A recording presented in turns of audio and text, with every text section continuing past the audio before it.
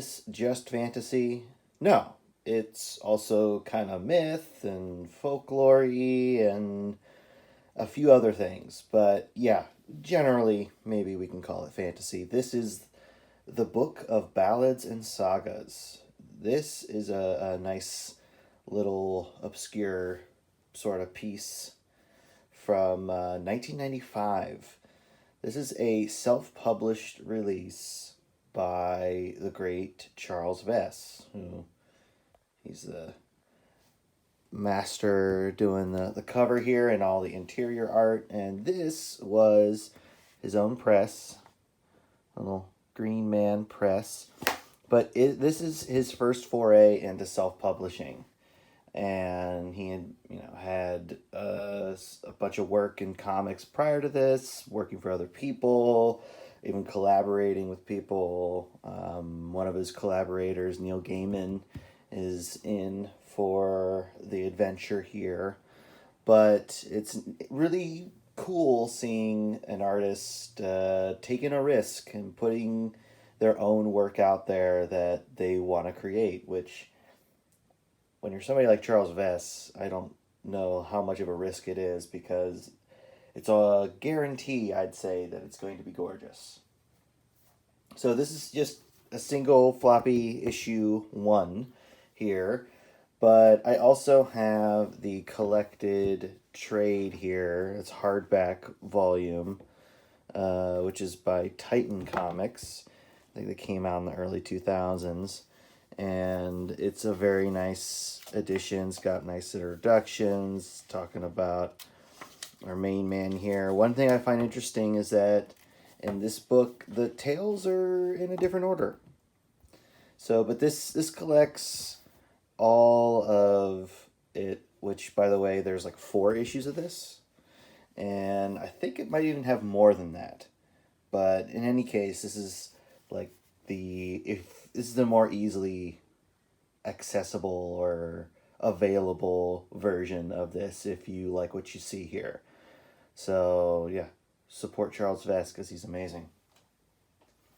So anyway, let's pop it open. I will say that, yeah, right here we get this really gorgeously hand-lettered account of what I'm holding or what we got here, and why he's put it together, and it's just lovely. And I just love hand lettering, and he does such a great job. But it shows a little bit of his anxiety in putting this project together, but he needn't have worried. I don't know, maybe distribution back then was harder.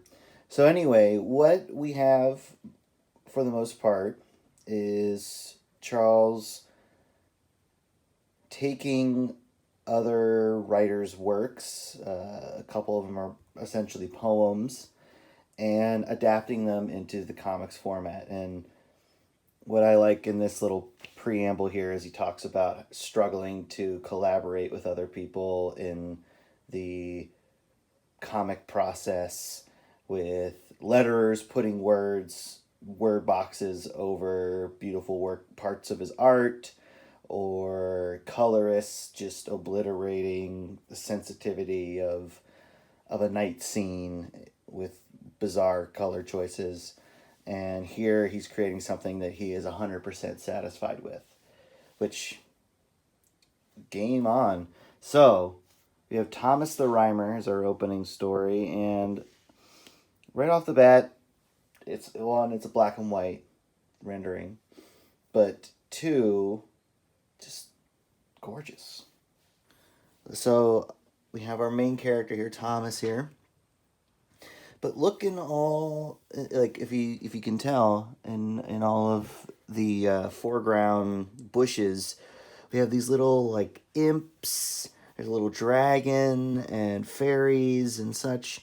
And that's what he kind of litters or fills his scenes with, especially in miniature, is these little fairies.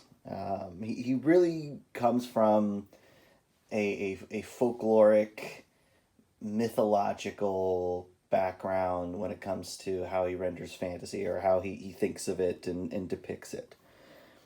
So he's sitting by, so Thomas here sitting by this stream, and all the hand lettered text really fits into the page really well. Specifically, he is making sure that he is putting it exactly where he wants it to be. It's not covering up anything important, and it's all very poetic language, and that's because this is an adaptation of a poem by Sharyn McCrumb, and I just love how delicate all of this line work is. And Charles Vess is definitely, he's known for amazing paintings that he does. Very gorgeous paintings, but I would say his line work is also as delicate and gorgeous as his paintings.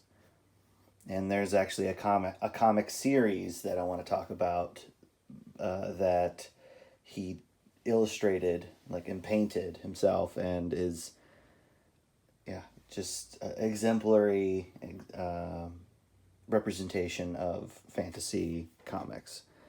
But yes, essentially a fairy queen has arrived or has shown up and sought him out specifically, and it's a very folktale setup where she needs someone to serve her for 7 years in her land, and if he does so without speaking a word that entire time, he will come back with a gift that no other human has into the real world. And it's a very simple setup, and it's just it's really an excuse to have some gorgeous art. I love her little falconry bird here, and just lovely rendered horse here. Yeah, I mean, it just stays great, folks. Yeah, look at all these folks here. All these little imps, little fairy ladies, little satyrs and such. But yeah, I love how he draws his trees, his willowy, bendy trees. Yeah, just a great, just nice little moments here with Thomas and our fairy queen. Yeah, it's easy to just kind of get lost just staring at all these things. I love it. Yeah, she's just sitting on his shoulder here. And we're essentially off. I also love his panel treatment. So here we have very simple panels, but as the adventure starts, we get this kind of thicker panel. Our word balloon here interacts with the edge. And I also love how stylistically there's finesse, because here it's just lots of delicate strokes and line work getting this rendered.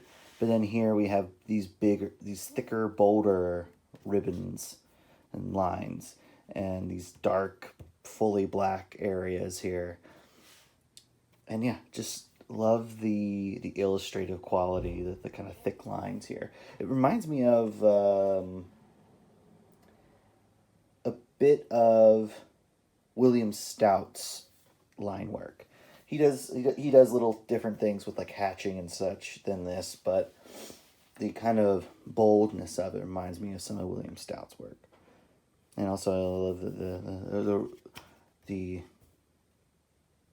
entourage has become this kind of pack of dogs following them. Then we get this lovely little journey into the fairyland, and it essentially is that her and him building trust, or he's building his trust with her because she is guiding him through these crazy lands. And look at these things.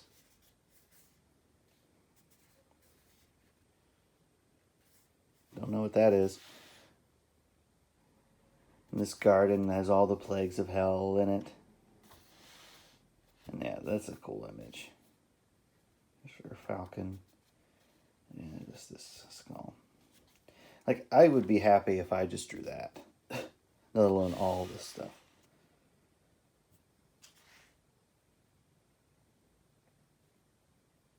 And then here we have a kind of allegorical moment where we have two roads diverging, and one's a tougher road to heaven, and then one's a smoother road to hell.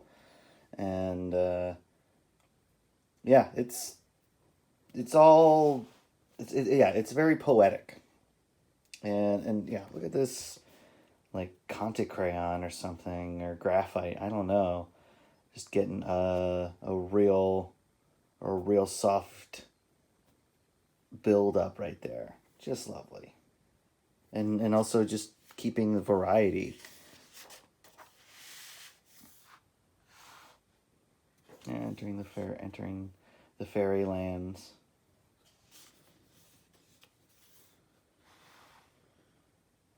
Yep, and she can't, or the land of the elves, I should say.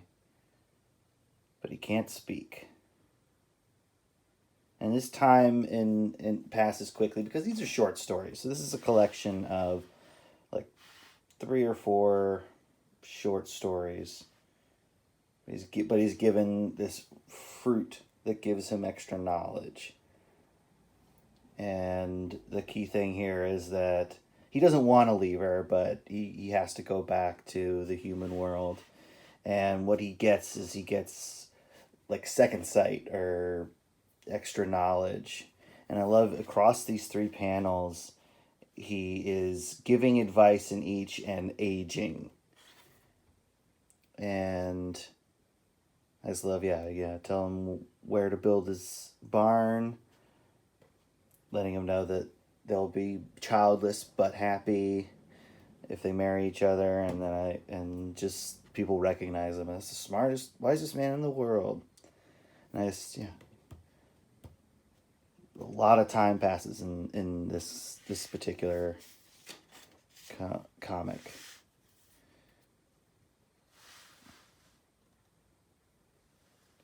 And he even goes back to the creek where it started, trying to reconnect with her because he wants to go back. He's an old man. He wants to go back. I just love this warm interior, which he's built up a place of prominence for himself across his life because he's the wisest man ever. But he recognizes a sign of 2 white deer at the edge of the forest, that it's her. And I guess he knows that because he has second sight. Yeah, and there's the white deer themselves. And there she is, and she's...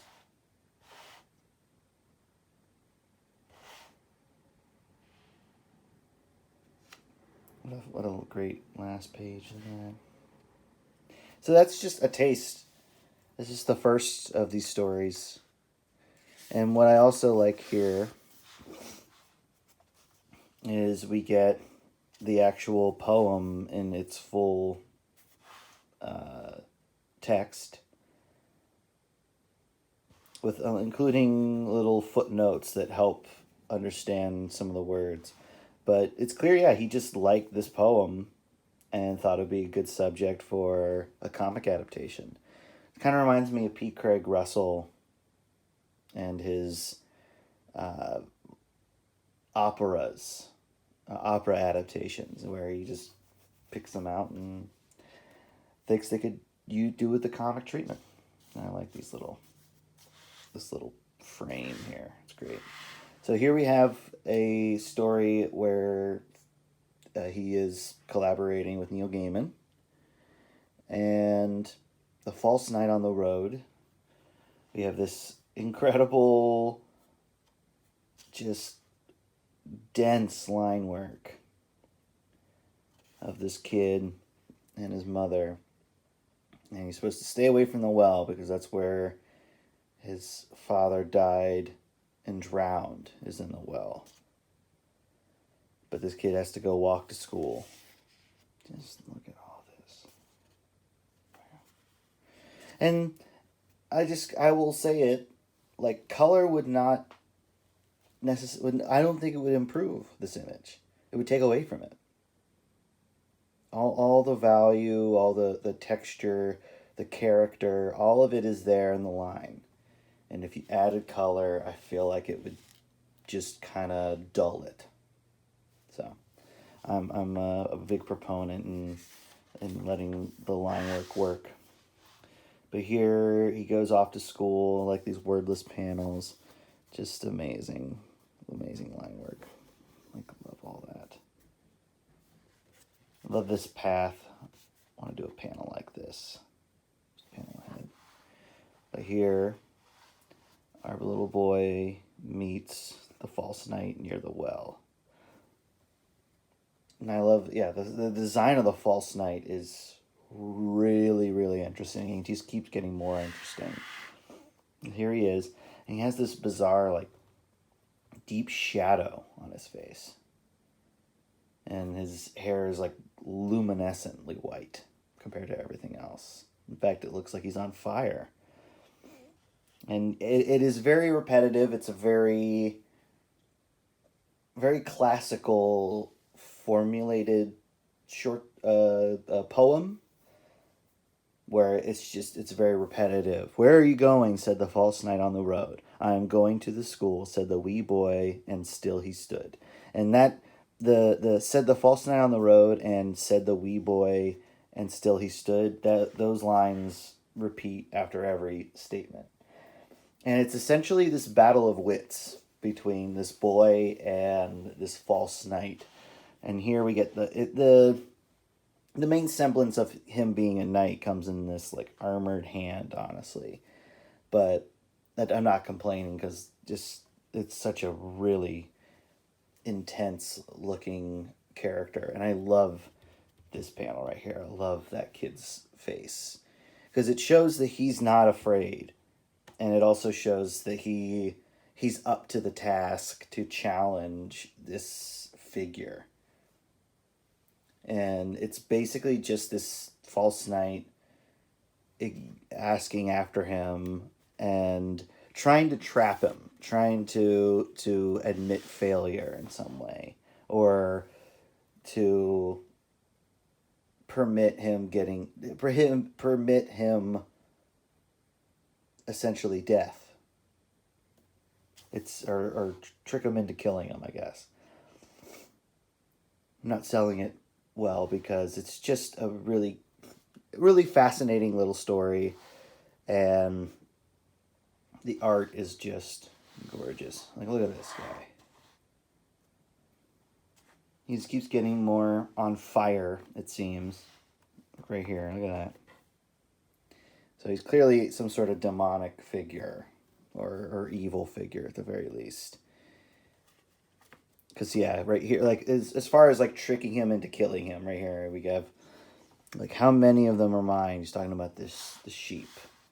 And then the kid, because I guess he's trying to trick him into, like, those ones are yours. But the kid says, all the ones with blue tails. And so it's like, well, there's none of them, so he's not going to get those. He says, "I wish you were in that tree."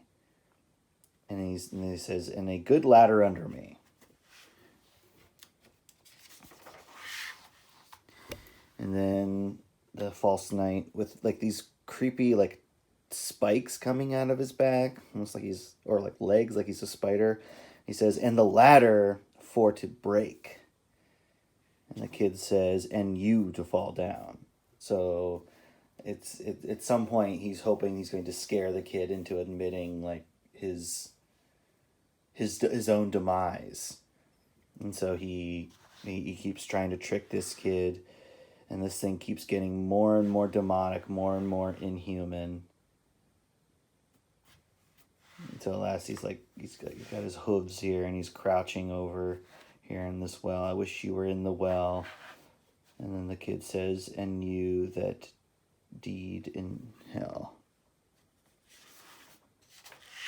And it's like, yeah, and then that's what banishes it. And then the kid continues off to school. And what's interesting is that here we have the full text, and there's more to the adaptation than there is to the poem.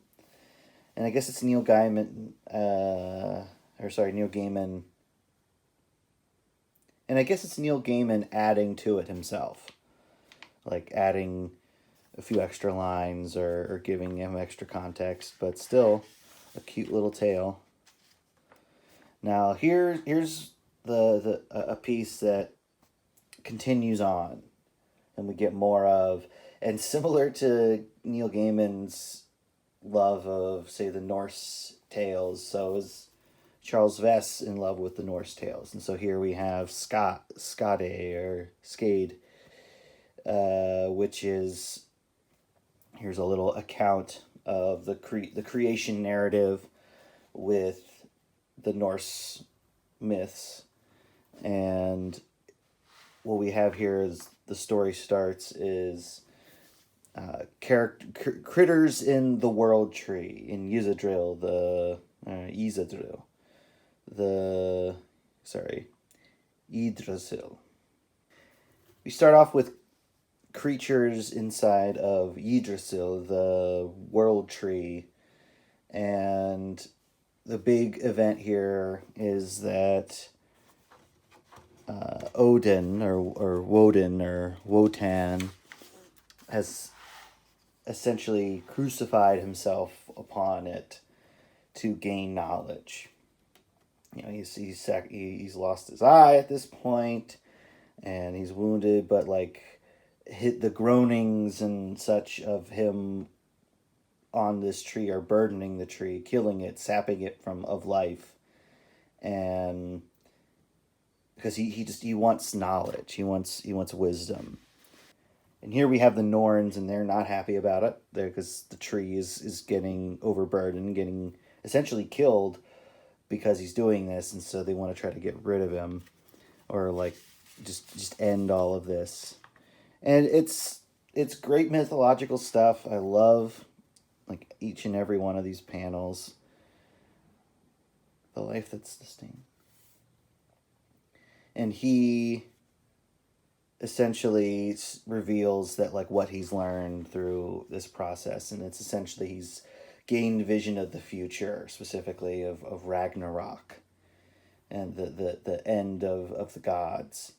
And he wants to ask the Norns if there's anything that can be done to alter this future, to change it, to protect the world from the sins of the gods. And they say it begins with a single soul, it begins with a girl, Skade or Skeed. And that's who this ongoing story this story will continue through the other issues of this comic. I'm just in love with the art, folks. Yeah, and then here he talks about what he's listening to and what he's inspired by and all this. So like really, I mean, I love it hearing about this. And like, yeah, and you know, he's advertising some prints and such here. But yeah, all the way from 1995 we have our just lovely foray into self-publishing by the great Charles Vess. So yeah, it's the first book of Ballads and Sagas, and I love it, and I can't wait to dive into more of it. But I wanted to talk about this just because Charles Vess is, I think, one of the great fantasy illustrators, and it's great to see his comic work, how he tells a story. And I recommend you, if you like this, find your own copy of the book of Ballads and Sagas. It's a nice hardback, and there's lots to it. And yeah, now to hawk my stuff, specifically Side Questers, which is a fantasy adventure. So, you know, and it's in full color, and And it's 8 issues collected. This is the first complete story arc. I have a book, or 2 books of short stories of witchcraft and such that are in the same universe as side questers. And I also have my print version of my weekly webcomic 3-panel origin, where I create a character and tell their origin in 3 panels. And I also have a book of short stories relating to those characters. All of these are available for purchase on my website, and you can read most of them on Global Comics. And so if you want to check it out there. Thank you very much, and keep supporting Charles Vess.